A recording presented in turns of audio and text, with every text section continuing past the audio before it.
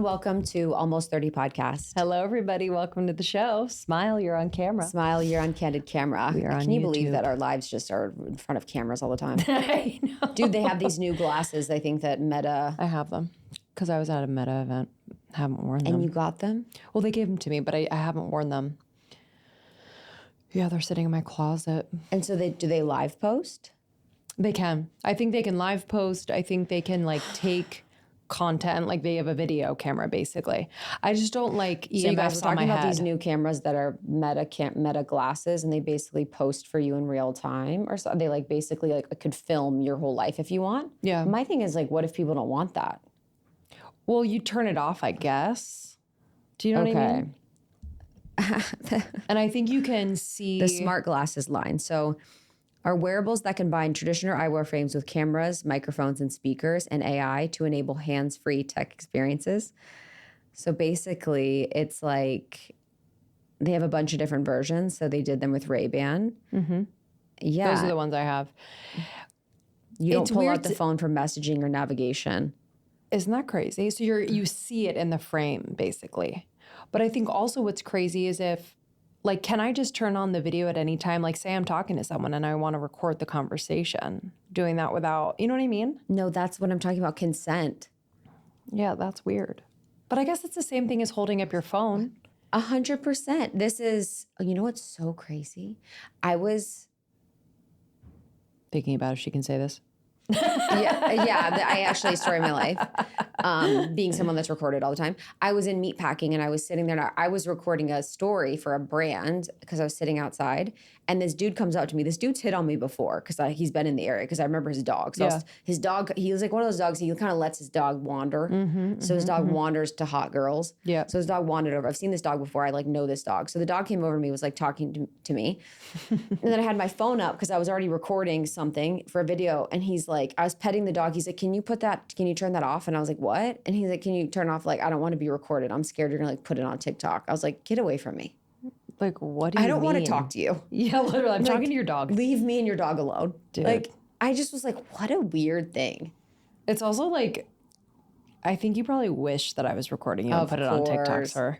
And I'm like, what? Like, what a weird existence. I guess I'm like, you are logged on too long if your fear is to be recorded and turn into like a meme. Mm-hmm. Like, what kind of world is that? Like, so weird. This is very interesting. It says you can use it in health and wellness for hands-free wellness alerts, posture correction, UV exposure detection, and meditative reminders. So it can tell you to like stand up straight, like life is good. You can have affirmations on it probably. Wow. That's interesting. Maybe I'll do a day where I wear them and see what's up and report back. Yeah, please. I'm Do good they for look the cool? most part. Yeah, they're actually... You know what's funny? They tried to do this with Snapchat. Remember the Snapchat glasses? Oh, no, I don't. Yeah, they had like Snapchat glasses where... Do you remember them? Yeah, so like people were... You could Snapchat, you could just push like press and it would just record and deliver the snap of what you were doing. So they've tried these with the Snapchat glasses. Huh. But I think these are more AI-driven and tech-driven. Yeah. I mean... I just don't like EMFs on my head. I don't even do the wireless earphones. I don't either. I do cords, and everyone makes fun of me. So I don't. Yeah, glasses. This guy at the gym was like, "Where'd you get those? Best Buy?" Yeah, bro. Yes. Yeah, I was 2 like, for 1. Yeah, I was like, ripping my cord. My cord's like in my bra. I'm like, yeah, where'd you get like your scrambled egg brain? I see cool people out with the cord, and I know they're with the shits. Totally. Like, and honestly, I've lost I had 2 pairs of wireless. I lost them both. Yeah, I know. They're like little pegs. Yeah, like I'm like, we got sent a free pair from some brand. Lost it. Yeah, both. I can't be trusted with that. I know. I can't, like, nice stuff and me love each other, but sometimes we lose part each ways. other. Yeah, sometimes we part ways. We go on different journeys and paths. Like I was landed up from my flight, and I think I thought I lost my wallet, and I was like, again? Yeah, I was like, oh yeah, they're. And I literally thought to myself, I know the process. We've done this. Yeah, totally. I was like, I know every step to get a new wallet. It'll be 3 months. It's all good. Honestly, I was like, here we go again. I lose a wallet every quarter. Oh, dude, that's the worst feeling because it's just such a like a cascade effect of like, oh, my license. And mine right now is and I the have my credit card. Social Security card in my wallet. We take it out. I know. I don't know why I have that. I used to do that. Yeah, why? I don't know why I'm doing that right now. Yeah, you could take it out now. I should. Yeah. There's some things that just, things on your to-do list that are so weird in 2 seconds, and you're like, I'll do that another time. I know. I have 100 things on that to-do Yeah, list. 100%. I'm like, I need to call about this bill from 3 months ago. That's now. We'll wait until we have some interest building up. Yeah, I'll wait till I'm charged. Oh my God, it's so funny. I rented this car in New York when I went to the lake house a few weeks ago. And I rented, it was like a certain price. And then I saw the price of the final and it was like way more. And I was like, what the heck? Da, da, da. And I called them. They're like, yeah, you got a ticket. We had to pay for the ticket. No, and you didn't know you got a ticket? I knew. Oh, you're like, oopsies. I know. I thought you'd eat that. I know, honestly. I was like, thought we'd just both like, woo, where did that come from? Dude. Well, I'm excited about today's episode. I sat down with DawnCheré I'm really Wilkerson. looking forward to this. Yeah, she's a doll, just such an angel. So DawnCheré Wilkerson, along with her husband, Rich Wilkerson, who is the pastor of the Rendezvous. It's a young adult gathering in the heart of Miami at Trinity Church. It's a really, really powerful community. And I actually was listening to the VU Church podcast for a bit. Sean introduced me to it. And then DawnCheré's team reached out and I was like, oh wait, yes, I would love to talk to her. Her new book is Slow Burn, The Work and Wonder of the Wait. A really beautiful, beautiful book. So well written about just the art of waiting, of being in a period of not yet, being in a period of desiring something and not being in the place of actually experiencing yet, and just the power in that. Obviously, she has a deep relationship with Jesus and just how that has influenced her relationship with being in seasons of waiting. Namely, I think most notably in the book is her 7 years of infertility at the beginning of her fertility journey. So yeah, it was just a really beautiful conversation, and I don't know, it was refreshing to me. I go to church. I consider myself a Christian, but, I think to have someone have like Jesus so interwoven into their everyday understanding of things was just like, it was a next level conversation of that. And so if you're listening to this, you're like, I'm not Christian. I don't really relate to what you're saying. I think it's okay. Like we really explore this idea of waiting in a very dynamic way, but it was a fresh perspective that I appreciated. Yeah, I was looking at some of the quotes from the book that are just so powerful. And I love the conversation around surrender because I think we all are told to surrender and understand conceptually what it is, but it is such a living, breathing process to surrender. Like the thing about surrender is it's every second choice. Like I think it's one of the most challenging things. She says, surrender is an invitation into intimacy. When we let go of our timelines and our striving, we discover God's presence in the silence. And she also says, control is exhausting. Surrender is freedom. It's not giving up, it's opening up. When I stopped clutching to the outcome, I started experiencing the peace of God in the process. True surrender is not a one-time moment. It's a rhythm of trust that transforms how you wait, how you love, and how you live. I mean, so good. What a beautiful concept and topic and thing that everyone can relate to. I think every client that I have, almost all my friends, even myself, I think there's so many moments where we want to control what we want out of life, where we want to go, who we want to be with, what we want to be doing. And I think everyone is sort of becoming privy to the conversation around letting go of that control and trusting and having faith. But I don't think a lot of us have practice in that. I don't know if I have as much practice in that as I would like. And I've had a lot of pushing and creating and leading, but the feminine is surrender too. So a lot of women that want to be in the feminine experience or being more in their femininity are going to have to understand surrender. So to learn about that and really hear from her experience and how she works with it, I'm really excited. Yeah, we talk about the importance of community when you're in a season of wait and what that can look like, because it can be so isolating. I think depending on like what type of waiting season you're in. And then how to identify what the actual work is in that season. I think we can be so overwhelmed by the fact that it's not yet, that we don't actually see what the lessons are and what, the transformation that wants to take place is, so how we can connect with that and identify that and actually let it take place. And then we talked about just like her relationship with God and Jesus and like where that started and what that has looked like throughout the years. We talk about her marriage, walking through 7 years of infertility. And she even talks about like not wanting to label it as that, but I guess like, mainstream, it's like you're struggling with infertility, but she didn't want to be like the infertility girl, like kind of have that title, but how she walked through that with her husband. When she finally did get pregnant and she now has 4 kids, what that moment was like when you actually got the thing that you have been desiring. We talked about so much. It was a really beautiful conversation. And interestingly enough, like we sat down to record this in the spring and we had technical issues, and sat back down. She was nice enough to sit back down, and it felt like an even better time. Wow. Whether it was just collectively, the energy was different, and I feel like she was kind of at a different place. And it was really, really beautiful. So I'm excited for you guys to listen. The book is Slow Burn. You can get it now everywhere books are sold. Where can you find her on Instagram? On Instagram, you can find her at DawnCheré. Amazing. So send this to a friend who's in a season of waiting, or if your friend is in need of more surrender in their life, this is a great resource and support. I think I can send this to so many people. So I'm excited to dig into this and hear her story and have this conversation. Almost30.com if you want more information about us, the podcast, our story, our journey. Almost 30 podcasts on Instagram and TikTok. And then you can find us on YouTube. We have all of our videos on YouTube. So subscribe to the YouTube, which is on and poppin'. All right, y'all. Enjoy this one. We'll see you on the other side. See you soon. Well, we were just talking about our kiddos, and you have, quite the experience as a mother, and just just this idea of kind of remembering. We were just talking about, I remember this stage. Your youngest is 8 months, and when they start crawling, and all of these things that they do at these different stages and ages.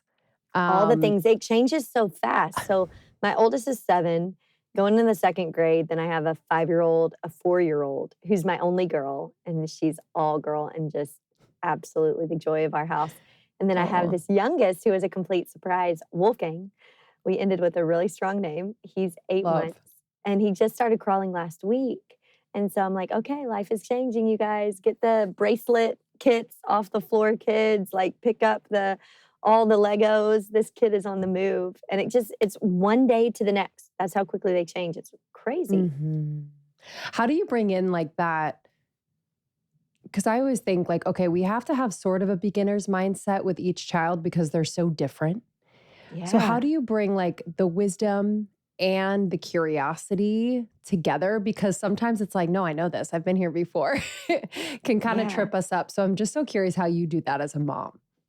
I feel like, if I'm honest, I forget how to do it every time. Like, I'm stepping into this crawling season now with my youngest.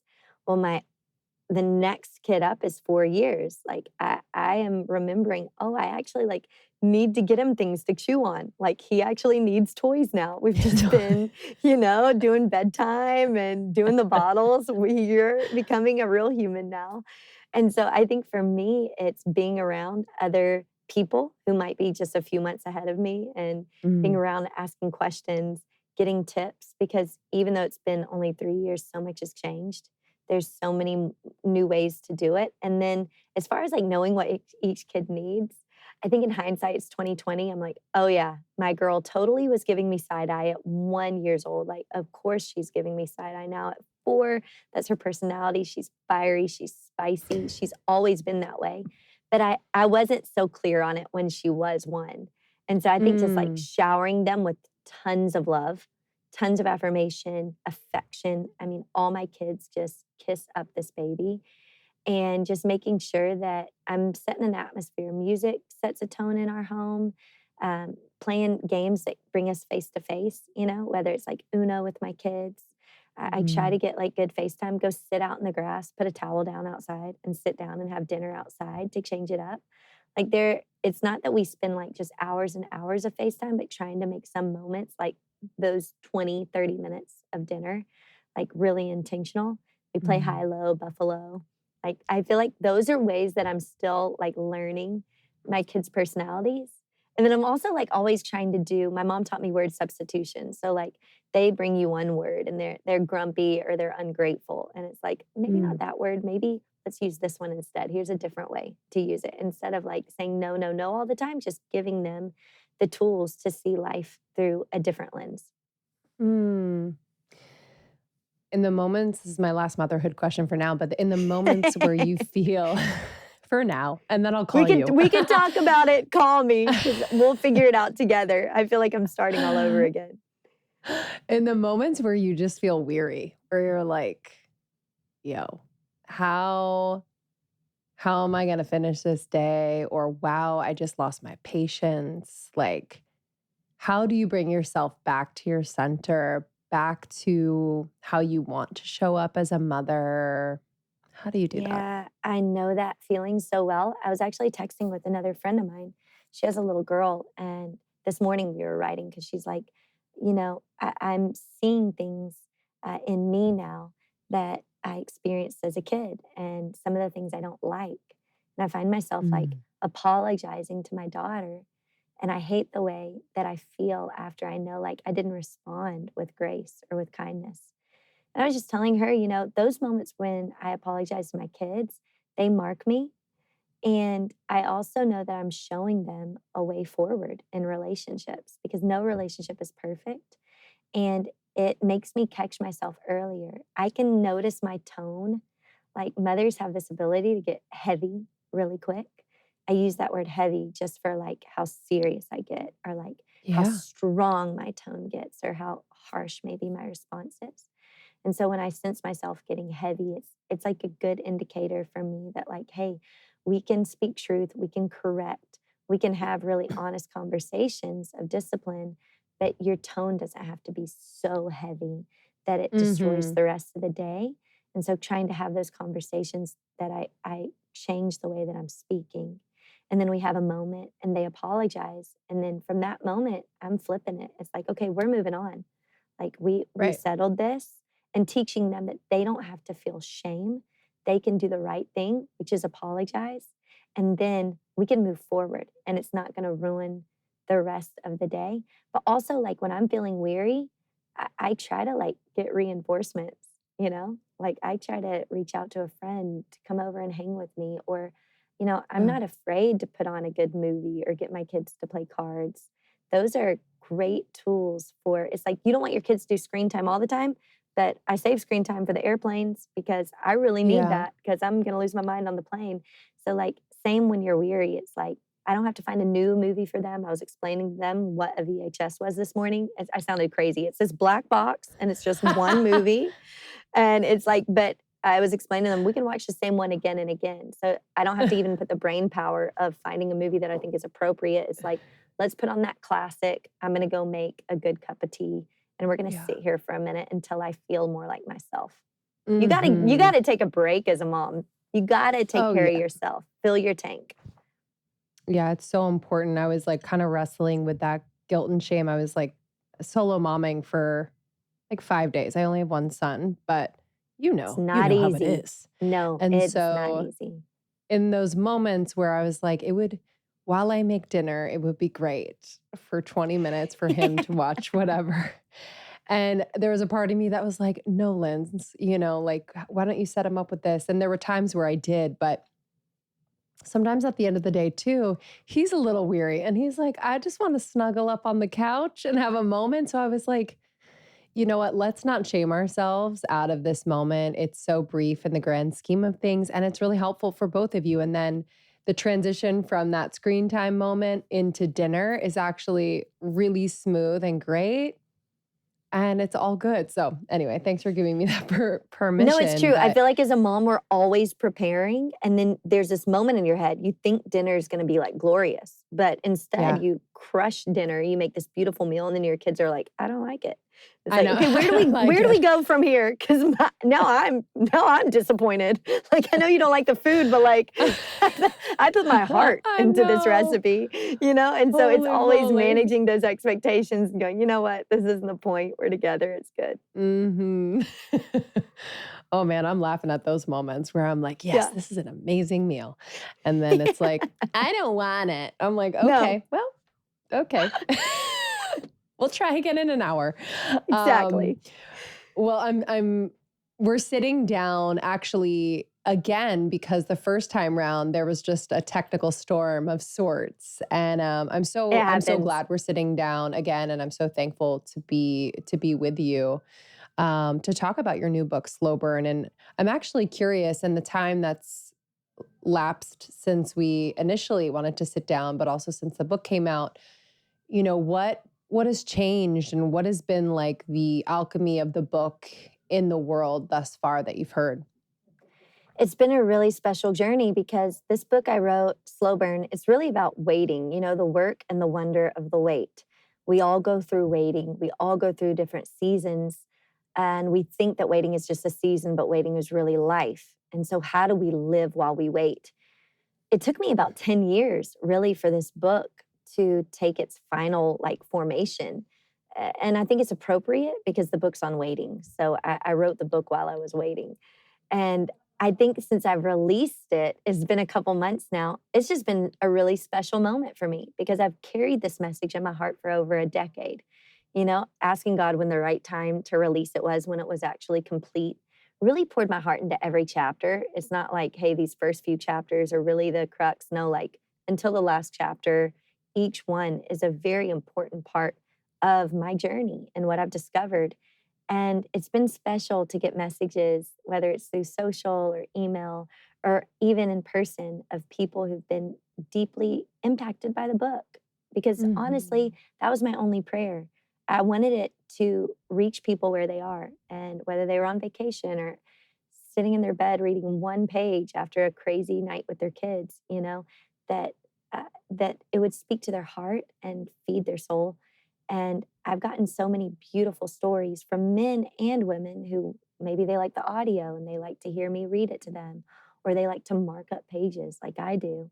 Uh, but I think the highest compliment is when someone goes, "This so impacted me. I bought it for all of my family," or "I bought it for my coworkers." I've had doctors say, "I'm a therapist," or "I'm a pediatrician, and I'm now giving it to my patients because I think it can really meet them where they are." That's by far been the highlight of the last few months, is getting to share and have conversations about things that have really just been heart conversations between me and God for so long. Mm-hmm. Can you talk about that period of waiting that inspired the book, those 10 years, and what that really looked like for you? Absolutely. So I live in Miami. I have lived here for 18 years. I've been married for 19 years. Married my husband young, 22. I turned 22 on our Wow. honeymoon. We dated for almost 5 years before that. So it's really crazy that we've kind of grown up together. Never thought that was going to be my story. My parents got married later in life, and I just kind of, because that was what was modeled to me, I kind of always thought that. But we met young and fell in love. And so through those 19 years marriage, 8 of the years of our marriage were spent walking through infertility. We'd been married for 3, 4 years when I went to the doctor and let them know that I was going to start trying to have a family. And immediately my blood test came back irregular. And as my blood test came back irregular, they told me that you're going to have trouble having children. And you're going to have trouble having children, and you need to go see an infertility specialist. And so I immediately, it wasn't 4 years into my infertility journey, I went to the doctor. Like when I say 8 years, that's my first doctor's appointment with a specialist. It was a long journey. But in that wait, I really had God transform my life.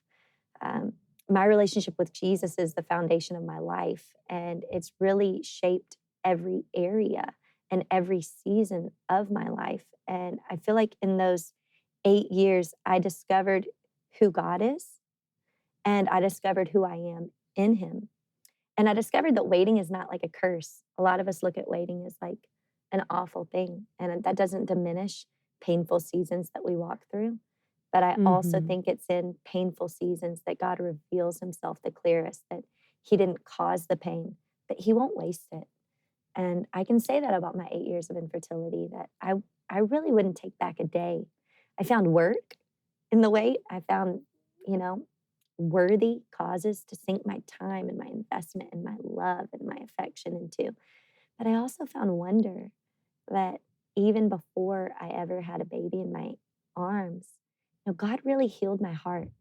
His love was enough. It assured me that Mm. I had a purpose here on earth, regardless of the outcome of this fertility journey. And I'm just grateful for that. And I'm passionate about it because I want people to realize right where your feet are today, not 5 years from now, not when you get the thing that you're praying for, the thing you're working towards, but right here today, there's work and there's wonder. And if we can have that perspective, it opens up our eyes and the doors of our life to so much more. Mhm. Here I wanna dig into. I think the first is just this, labeling that sometimes happens when we're in a waiting period. I think specifically for you, I'm curious about your attachment to or how you were affected by the label of you're going to have trouble getting pregnant, or Yeah. you're infertile or whatever the label was given to you or maybe what your mind kind of manufactured. So I'm just curious Yes. how you wrestled with that and just really understood like your true essence rather than the label. It's such an important question. I think the label is one of the things I wrestled with the most. So you're Mhm. right on. When it came to my journey, I really didn't want to be the infertility girl. Like that wasn't going to be my journey. I was so, turned off by that as far as like I didn't want people to know. It's first of all, it's a private part of your body, right? It's a private journey. Having a family, intimacy, all of these things are very, very personal. And so to share it publicly, it wasn't my first response. In fact, it took me 6 years before I shared it publicly. And a lot of what we do here as we lead a community of faith is public. But this was a part of my life that I really wrestled with God in. And I found him so patient. I don't know how you see God today. People have different views. Um, God is my father. When I read scripture, I don't see a God that is condemning me. Yes, he convicts me because he wants me to be whole. He wants me to walk without any shadows of shame or fear looming over me. He wants me to live in wide open spaces. But scripture paints him as a father, a perfectly loving father. And so when I look over those years of waiting, when it was such a personal struggle, I only see his kindness that patiently waited on me, that counseled me, that made me feel so safe and secure as I took a close and careful look at his ways, as I examined his character, his nature, fell more in love with who he was. It changed who I am today. Mm. And I came to a place with that label infertility where I realized, and it was only through his counsel, right? Just trusting him, surrendering day after day, nothing pretty, nothing Instagram worthy, just real relationship, knowing the scriptures and knowing him brought me to a place where I realized I can let others identify with my pain without allowing my pain to identify me. That Mhm. was a life changing moment where no longer did the label affect any part of my identity. But I understood because of Jesus, I'm a daughter of God. I'm loved. I am Mm. known. His eye is always on me. I am seen. A lot of people live from a place where they need to be seen. And so you look to be seen by others. You look to be seen by your spouse or your family or the crowd or random strangers on Instagram. But there's something so much deeper when you know that God, your creator, his eyes are on you. It fills you with a confidence and a Mhm. quiet and a calm that is stabilizing. And he gave me that assurance that I was seen. So I knew infertility is not my label, but I can share my pain and I can be the infertility girl so that others can identify with the broken areas of my life and find a God that brings healing. And so Mm-hmm. I think the labels and the weight is so key, because you can get so offended and you can isolate and you can fail to even share your struggle with the people that love you the most because you don't want to be labeled. But if you could remind yourself that the people that love you the most are going to see you for who you truly are and that they're going to strengthen you, it will change everything. Mm-hmm. So powerful, powerful. I think so many people, I felt this deeply when you said it, just so many people want to be seen, and we are spending so much energy wanting to be seen in different ways, whether it's for our successes, for what we look like, what we do in the world, what we give. It's a powerful, powerful shift. And I guess I would be remiss not to ask this question right in this moment, but because I want to go back to what I was going to ask. But this one, I think, is kind of a part B to what you just said. And that is, for people who are curious about returning back to their faith, because so many people in our community have felt just a strain with their kind of original faith from their childhood, and kind of had that like teenage angst of like, this is not me anymore, I reject it. We've heard so many stories like that, and both Krista and I have been very public about kind of our coming back to God. And I'm just curious, whether it's through people you meet, your own experience, or just what you feel God wants us to know, is around returning to our faith, because it's just it is the foundation for all of these moments where we feel lost, where we feel confused, where we don't know. It's so important that you know that God is waiting to welcome you back into his arms. Again, the posture of the Father. We read a story, a picture of the Father in the Bible of a son who goes off. And when he comes home, the Father isn't, locking the door and asking 10 questions before he lets him in, but rather the Father sees him from far off and runs to the Son and wraps his arms around him. And I just want to encourage anyone who feels too far gone, feels like you don't understand how far away I went, you don't understand. I may not understand, but God knows you better than you know yourself. You got to let that sink in. We can get really obsessed with personality tests and all of these things, but when you understand that there's a creator who made you and knows you better than you know yourself, you understand there is no lid to your personality. There is no lid to your future path or what he can do in and through you.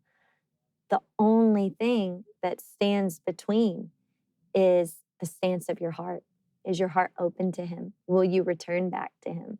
I would say don't waste another minute, open up your heart right where you are. Say, God, come back in. I have been searching and I have found nothing like your love, and I need you. And make that picture that we read in scripture your story, that the Father comes and wraps his arms and brings you into the house, and you are a daughter, you are a son. And the other thing I would say that is very countercultural right now is that, like, you really need a community of faith, because your creator has made you to live in community. It's funny, like science always, eventually breakthroughs are shared that reinforce just the way that God has created us. And I love the studies they've done on like New York subways, where like the people that just decided to talk to the stranger instead of reading their newspaper or like listening to their audiobook, they are that much happier consistently if they actually Yes. engage in community. And alone, our faith can get really, you can become disillusioned, you can become isolated, you can come up with some crazy ideas. But in a community of faith, not full of perfect people, full of broken, jacked up people just like you, who are working out their faith, who decide to forgive, who decide to move forward, in a community of faith, you're going to be stronger. And so I would also say, start to look for a community of faith that is a good fit for you. My dad told me when I was young, keep it simple, DawnCheré. Talk to God. read your Bible. And so sometimes we can make things more complicated. Life is not easy, but the path home is very straight. Open up your heart to God and seek him. He will respond. Mm-hmm. You mentioned earlier this idea of finding work in the wait. So I'm just Yeah. curious what that really looks like and what it's looked like for you and for people who are trying to discern whether something is for them to work on or for them to let go of. Because I think sometimes we can hold on to something that's really not for us and it could feel like work, but it's really not meant for us. So I You're would love your totally take right. on this, you know? Yeah, I think it's both, right? It's like in the wait. There's a chapter in my book, Slow Burn, that's just called Make Space. Because I realized in those 8 years of infertility that like, I've got some things that I'm like storing up that's taking up residence in my heart. And I need to actually make room. I need to make room for like a miracle. I need to make space to see clearly in this season. I'm stocking up things in my heart for the next season when I have kids. But God, you want to do something in me right now. And so I think when it comes to the work, I often think of my heart like a garden, right? Like there's soil. Am I nourishing the soil? Am I feeding the soil? What seeds am I sowing? When I'm in the Bible, those are seeds of faith, of belief, of perspective shift. When I'm in community, I take the time to be around friendships that like speak life. You might need to let go of some relationships that are toxic because people's words impact you. No relationship is going to be perfect, but you need to align yourself with people who are pulling you up, that are speaking belief over you, that are speaking love over you, that celebrate in the wait. Celebration is one of the major ways we build our life in the wait. And so making space is as important work as cultivating what's there. And then for me, in the 8 years of infertility, there was just so much heart transformation. Sometimes we think that it's through talking a lot. Talking helps, but talking to the right people, I'll make sure to qualify that. But those quiet moments of introspection, of meditation, of being quiet with God, of journaling, so much can be worked out within you as you allow God to counsel you, as you're quiet, that by the time it comes for you to have the conversation is completely different because you already did the work. And so life is really fast paced in 2025. We are all gunning it. It's like, how quick can the workout be? How quick can lunch be? How quick can we get to the next thing? But if you want to find worthy work, it's like, what's going on deep in my soul instead? Like, what am I planting? What am I meditating on? What are the thoughts that are becoming not just thoughts, but a framework for my future? There's work as you wait. And I discovered that while I was waiting, like in many moments, God was actually waiting on me. I'm like, God, hurry up. I'm ready to have a family. But he's like, there's so much that I want to do in you so that when you step into that next season, you're ready. And the things I want to do in your heart today, if you'll let me establish some things, they're going to be permanent. You're going to carry that strength for the rest of your life. It's beautiful because you have this work of trust and surrender. I couldn't make myself conceive, like have a baby. I couldn't do that. Tried my hardest. But I could do the work of surrendering. God, I don't understand it, but I'm not going to waste the season.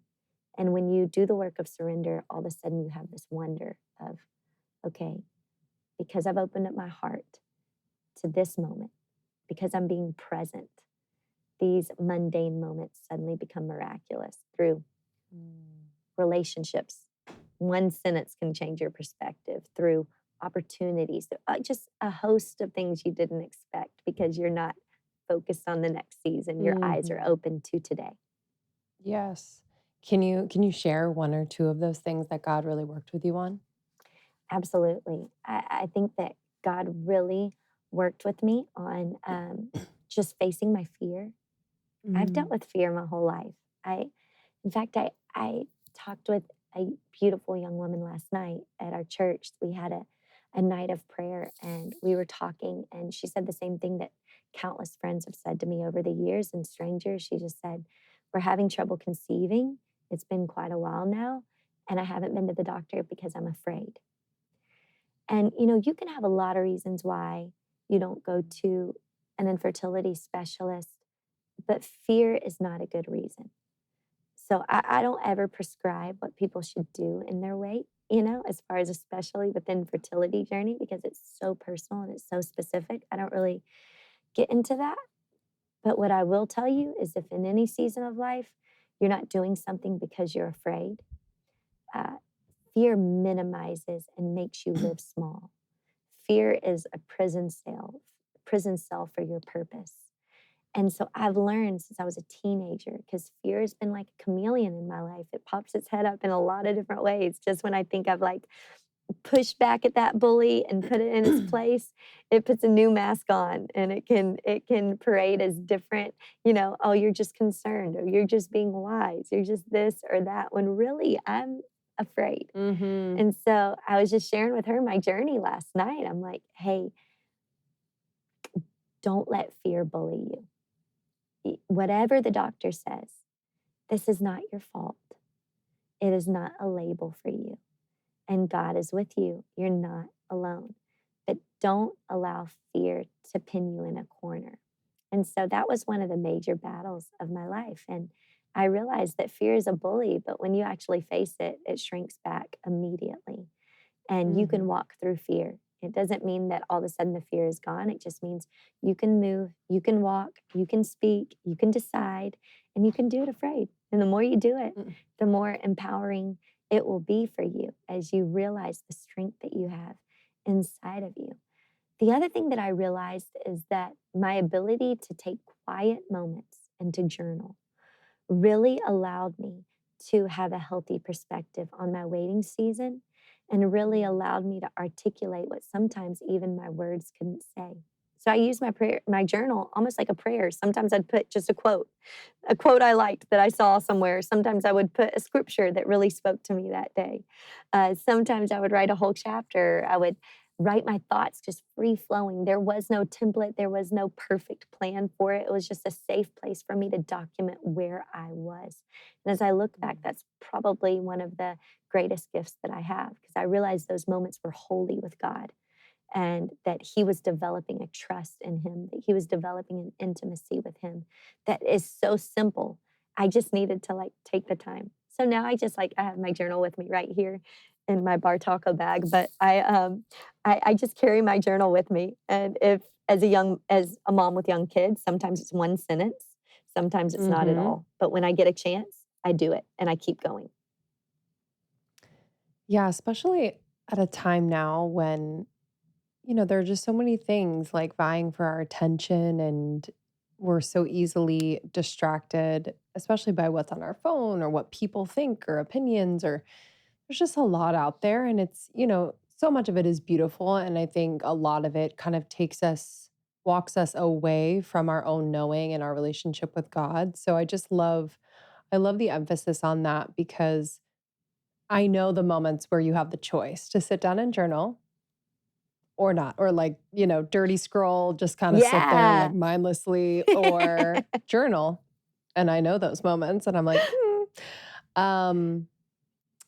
but I always think about how I want to feel just a few minutes from now. It's not like a year from now, but it's just a few minutes from now. And it's like just kind of giving a nod to that future self from a few minutes from now. Like, I got you. We're going to sit down and do this. I know the That's sitting right. down is the hardest part.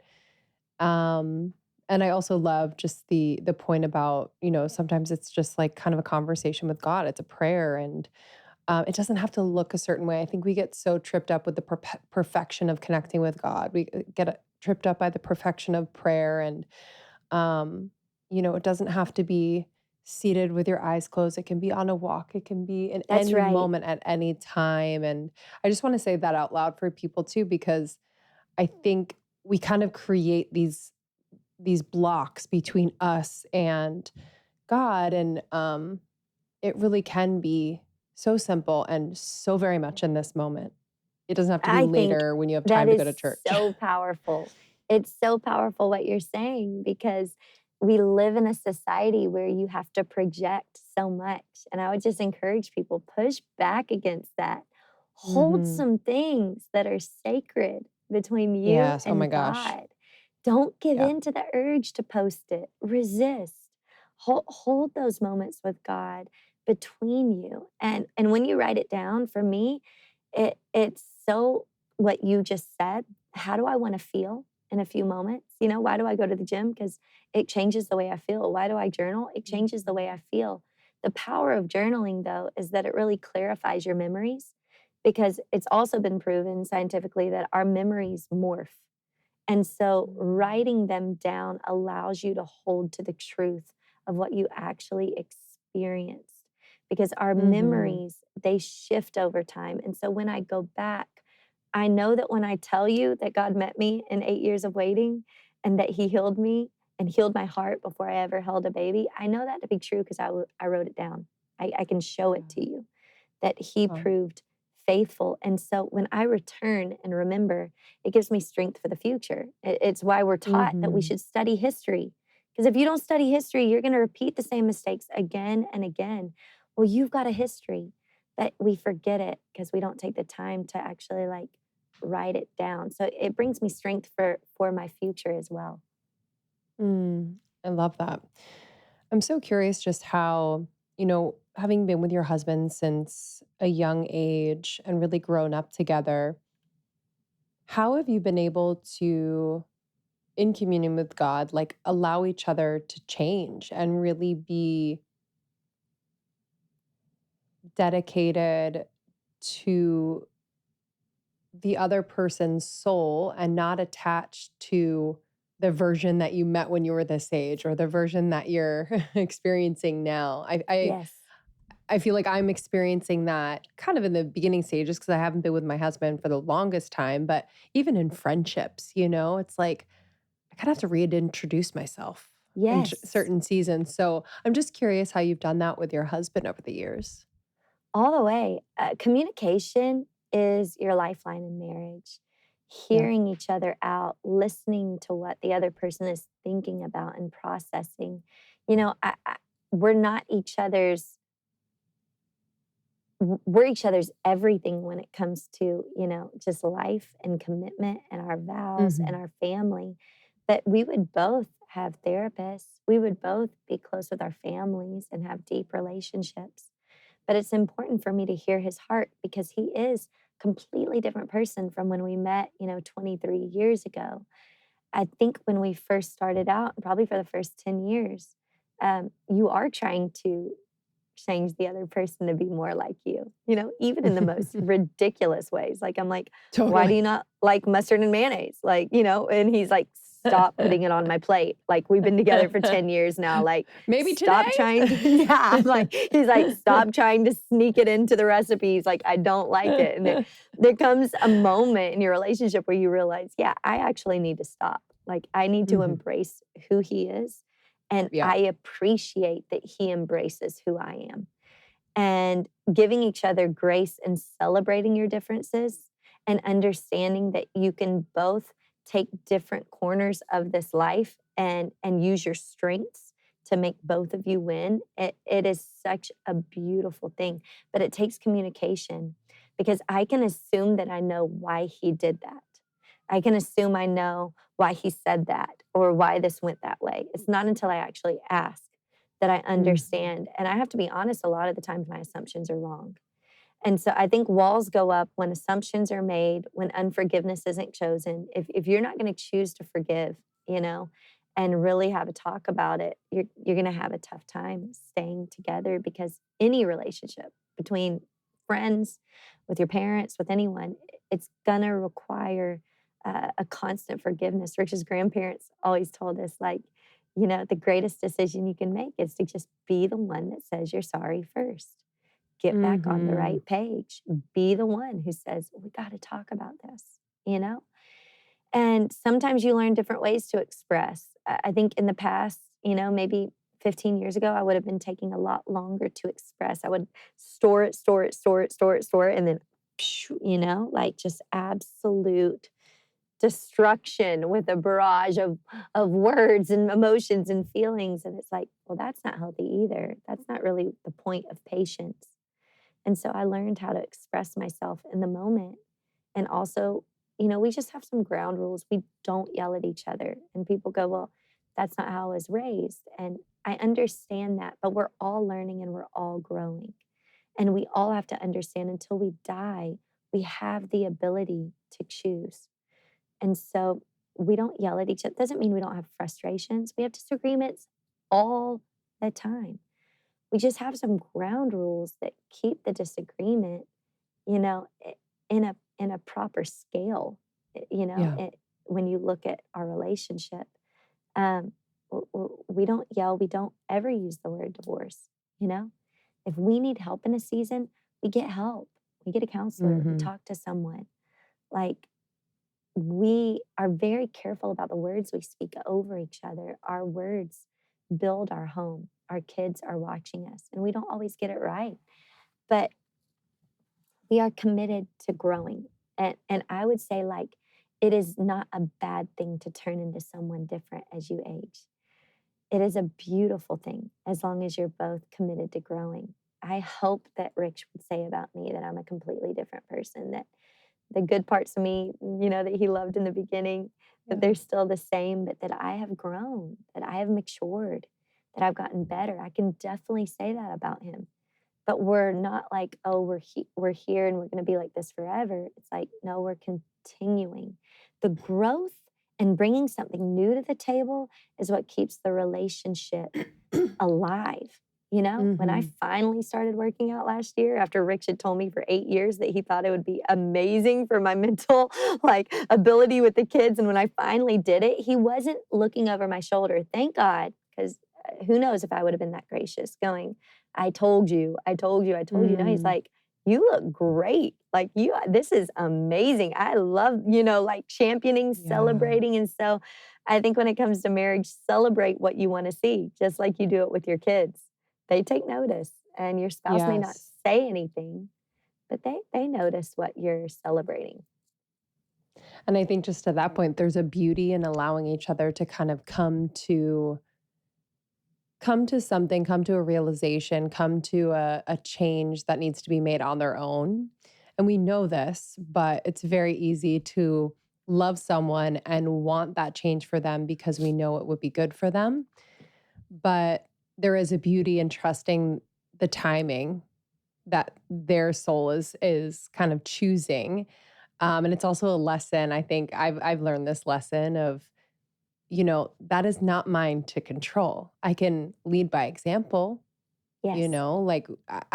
that's really all I can do, actually. There's no other way that I can really control the situation. So that's been really beautiful. And I think just, what you were speaking to as far as forgiveness goes and, just being respectful when there is conflict, I think that just speaks to the importance of being able to repair, because things are going to come up almost on a daily basis, not huge things, but there are just going to be things. And so, especially I think with kids watching everything we do, it's like, how do we repair? I didn't see that growing up. I didn't see super healthy repair. It just kind of fizzled off. And I'm like, how's everybody doing? Are we good? What's the temperature in the house right now? And so I just think that's really beautiful and a great reminder that, the intention in, the respect and not raising our voices and listening is so that the repair can actually happen. Because if you're calling each other names and raising your voice and being disrespectful, it's really hard to repair. That's something that I would easily hold on to and feel like, oof, I'm actually not ready to repair, And so it's like that intention in the conflict has really great effects on how you repair and just how resilient you are as a couple. And I think kids, when they're super young, as you get older, you start to see your parents in a different light, right? You realize that they're human just like you, all of these things. But when they're young, they're incredibly impressionable. And so we try to stay really cognizant of if we're having a disagreement It's not being fake to go, hey, you know what? Let's do a timeout. Let's talk about this Yeah. later. Let's have dinner together. Let's do this. Let's do that. Because when they're very young, they don't know how to wade through all the vibrations that they're Sure. feeling.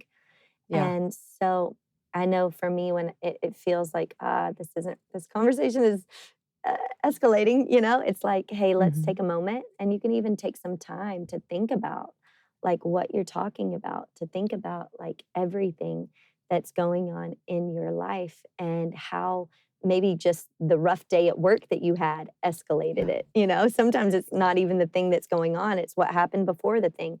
And you can just call a timeout and then you can say, okay, um, this is what I wanted to say. It's even been in a point with me sometimes where I write a letter. I don't know if you've ever done that, but like, Mhm. I mean, I guess I'm a writer. I love to write, but like, I just Yeah. didn't want to say more than I meant. And I wanted to say exactly how I felt. I didn't want to say anything with a slant on it. I didn't want to say anything with a certain tone. I just wanted to say it and say it the right way. And the Mhm. last thing I'll say about this while we're talking about communication in marriage is it was a game changer for me when I came to the realization that when I share my heart with my husband, sometimes I want an immediate response. I want an immediate affirmation of what I've shared. If I can instead feel confident in what I'm saying and say it in the way I want to say it, with humility, with kindness, with confidence, with love, and then leave it there and just let him have a moment. And we'll Mhm. circle back to it.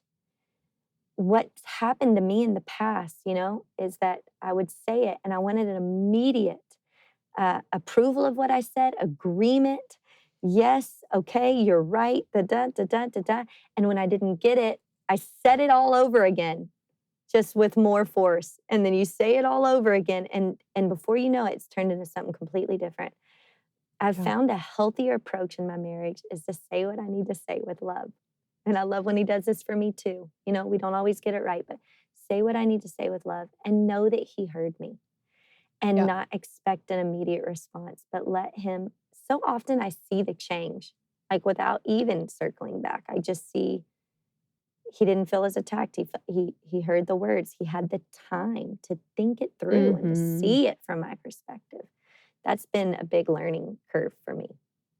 Oh, it's a big one. I totally relate. And I think so much of that is what you spoke to earlier, which is like, what is my fear in that moment? Because it's so much about how it makes us feel when they don't like validate us in that moment or say, oh, I actually really understand. Here's what I heard you say. you know, Yes. That would it's be like, amazing, by the way. that would be amazing, just so you guys know. But it's so much about the way it makes us feel. And like, if we can provide that, if we can find that in God and just know that what we said was our truth, even if it wasn't perfect and maybe it was a little emotional, but it had our Mhm. truth and our heart in it, like that is enough. And they also are a completely different person and need to process in a completely different way. And yeah, it's been a learning curve for me too, because I so desperately wanted my husband to react in certain ways to make me feel better. I've been there. Very relatable. I would love to round out our conversation. You spoke earlier about community, especially when you were going through your 8 years of infertility. Um, just speaking to the people listening who, I think people want to find their people. And it doesn't mean they think the same way or look the same way or believe all the same things, but really just on like a heart level want to find their people. And so what helped you to create community in seasons where you were waiting or you just felt like so much change was happening within you and around you? How did you create community? I think sometimes friendship comes in the most unexpected ways. I'm a part of a large community. Uh, I have a lot of friends, but as far as like, just I'm going to use the term best friends, as far as Yeah. really dear, close friends, it would be my family and a few people, it wouldn't be a ton. I find it's hard to keep really deep relationship with a lot of people, you end up telling the same stories again and again and again. And I have a huge family. I'm one of 7 kids. So between my parents and my siblings and my in-laws, you add a few more friends to that, and I Yeah. am good. But I remembered when I moved to Miami, I knew no one. I was really grieving moving away from this community that I loved in Louisiana. And I started serving at church, and I started like a small group, and we would meet like every other week. We'd, make nachos, sit down, have fun. At that point, I'm like 22 years old. We'd have dance parties and just being young women who were in a very specific season of our life, whether it was doing our nails at home or watching a rom-com or like, going out to see an art gallery, whatever it might be. Like there was a group of women that I did not know existed before I moved to Miami, but I decided I was going to be proactive. And so I decided, you know what? I'm just going to open up my home and start to make some friends. And that was really through my church. I think that a lot of times we can sit on the wall and be like, I really want friends, but that person is too busy. I'd like to be friends with her. But it's like there's so many potential friendships. You can't just go, Mm-hmm. that's the one I want. And you have to be intentional. I'm not 22 anymore. My relationships aren't formed just by like a mutual, oh, cool, good vibes. I like you. You're Yeah. super fun. We're in the same season of life. It takes me hard work, intentionality, and investment. And I'm going to say sacrifice. Like it takes me sacrifice to maintain my Mm-hmm. relationships. I just flew with my 8-month-old to my best friend from college, her 40th birthday. Um, that was an investment. I've got 4 kids at home. Like, that's not a complaint. That's not a woe is me. Thank God I got to go. But you know what I'm saying? Like, Oh, yeah. that's a mark on your calendar. We're going. We're gonna do this because I want that relationship to go the distance. And she has been such a rock in my life. I want to make sure she Mm-hmm. knows how much I appreciate her friendship in this slow burn in so many seasons of waiting. But I find that a lot of my relationships, it's not the frequency, but there are large deposits every now and then of, hey, we're getting together. Hey, we're going to catch up Mm-hmm. on the phone. It's no longer like, hey, is this a good time at this age? Like, I'm scheduling it. Hey, is Yeah. tomorrow morning good? Like, I'm just trying to help people Yes. with some practicalities who feel like friendship is hard. It takes work, but the best things in life take work. So schedule the phone call with the long distance friend, book the flight one time a year, plan the meetup, get the girls over for coffee one morning, or open up your home, like get it on the calendar, and you're going to receive the benefits, but you're also going to be a blessing to others, which will fill you with Mm-hmm. a lot of purpose. There's a lot of people that need the friend that you long to be. Yes. Yeah, I love the practicality to it because I think we just think, well, we should attract the people that we're supposed to be friends with, and it just should happen so naturally. And if I'm forcing it, then what does that even mean? And people, we all have our own lives, and it is about making that effort, putting it on the calendar, putting ourselves out there, going to the places that we love to be, and introducing ourselves. And yeah, it really is kind of like unsexy in a way where it's not like the cool like just be magnetic like and it'll Yeah. happen. It's like no, you really have to make the effort because relationships are work. Whether They they're are. romantic, friendship, family, like they're the greatest vehicles for growth ever. So, yeah. So true. Um They are the greatest vehicles. And I can say that the relationships on my journey of this slow burn of waiting, they have shaped me. It's like one conversation with the right person yeah. can just flip my perspective in a moment. It's unbelievable. So maybe you don't have those friends right now. Don't give up. Keep Yeah, don't trying. give up. I'm living in answered prayers today. Mhm.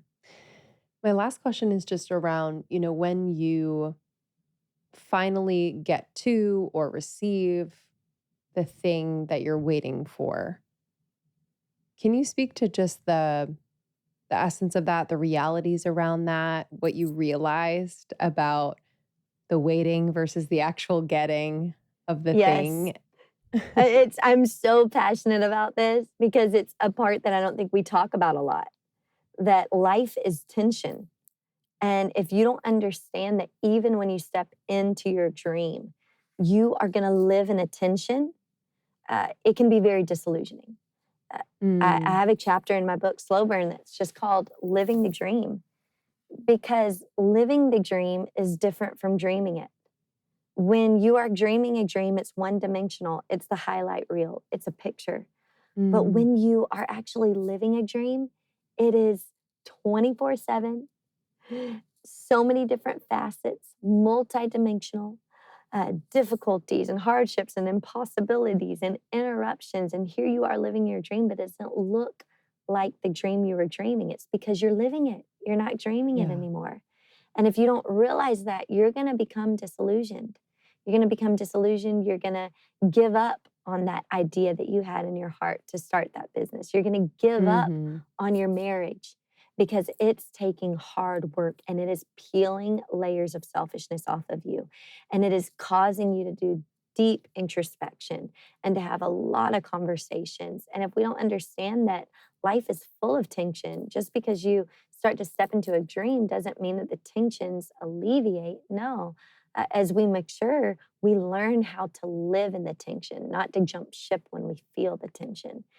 And so Mhm. I think that when it comes to stepping into having a baby, I've got 4 kids now, my responsibility didn't diminish. I didn't step into this, but my capacity is being stretched. And I know that you could say the same. Like I am learning to do more with less. I am learning to be present. I'm learning to Yeah. be engaged. I'm learning how to manage, worry and fear and how to speak life to my spirit, not just to me, but over my children. I'm just still learning. And Yeah. that's life. I'm gonna be learning for the rest of my life. So I would just say like the other thing that I would say about stepping into a season that you've prayed for is make sure that you don't forget what you learned during the wait. And that's Mhm. why the work Mhm. is so holy and so beautiful because when you do it with God, he does something permanent in you. He changes your character. He makes you more like him. And that is actually worth the wait because at the end of the day, whether I have a child, whether I step into another dream that's in my soul today, uh, none of those things can fill the God shaped hole inside of me. All of us Mhm. were created to wait on God. And we have eternity seated in our hearts. We can't understand it, but we know there's more. And so that waiting that I step into even after I have 4 kids, I'm still waiting on things because waiting is life.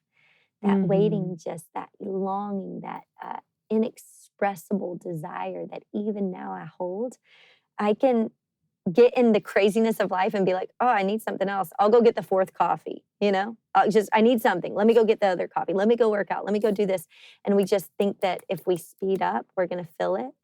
I've learned to be still and to look Mhm. to Jesus and to Yeah. open up my heart to what he wants to do because he is really the only one who can speak peace to my soul, whether I'm holding the miracle or waiting for it.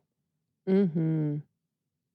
Beautifully said. Such an important message for just our busy, busy lives. We have a lot of dreams on our heart, a lot of goals that we have. And Yeah. I think a lot of people just find pain in the tension. And there's just so many gifts there. And I've experienced it myself. And I've just loved hearing your story. And the book is incredible. You should be so proud. I hope you're writing another Thank one, you. Thank you. I'm maybe. I'm working on it, but it means a Okay, lot to good. me. I'm grateful that it spoke to Yeah. you. Yeah. It's beautiful, beautifully written. Yeah, I think in this day and age, I so love reading what is written by like a passionate writer, if that makes sense. Yeah. No shade to any other version of that, but it's like I just can feel it in your writing, so I appreciate it Thank so you. much. Thank you. But thank you for being here. Thank you for sitting down again with Oh, me. I felt I like this so was appreciate it. I'm glad I perfect. got to have 2 combos with you. Me And you're too. glowing. It looks like summer's been good to you. So thank you so much. Thank you. Thank you so, so much. Okay. We will see you on the next one, everybody. Thank you so much, DawnCheré, for joining us. The new book is Slow Burn. It's available anywhere books are sold. We'll have the link in the show notes. Thank you so much. We love you guys so deeply. Thank you for sharing. Thank you for rating and reviewing and for getting the book, Almost 30, which is out now. Love you. See you Bye. on the next one.